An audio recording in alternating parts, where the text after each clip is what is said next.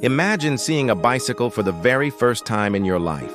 No roads, no cars, no motorcycles, just a strange two-wheeled machine rolling silently through your village. For many Africans in the late 1800s, this was nothing short of magic. The story begins in Uganda in 1891, when a missionary named Reverend Robert Ashe arrived with a bicycle. To the Baganda people, it was a shocking sight. Some believed it moved by hidden spirits. Others whispered that it was witchcraft. But wonder soon replaced fear, and young men stepped forward to try it.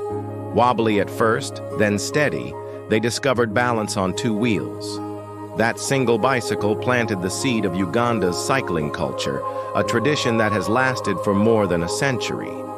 A few years later, in the late 1890s, bicycles appeared in Malawi, then known as Nyasaland. Here they carried a different meaning. They weren't just machines. They were symbols of power and prestige. Mission-educated Africans and leaders like John Chilembwe rode with pride. To own a bicycle was to declare that you were modern, influential, and respected.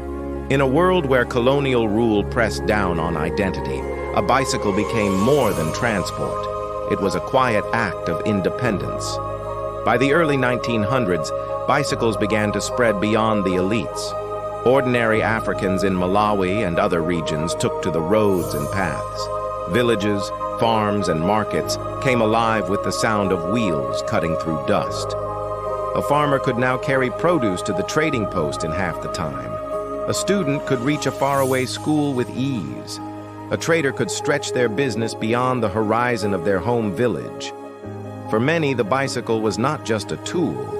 It was freedom made real. From the shocked whispers of Baganda in 1891 to the proud Malawian elites of the 1890s, and finally to the everyday cyclists of the 1900s, the bicycle changed Africa in ways both simple and revolutionary. What began as fear and amazement grew into a mark of status and finally became a vehicle of independence. So the next time you see a bicycle rolling down the road, remember, it wasn't always so ordinary.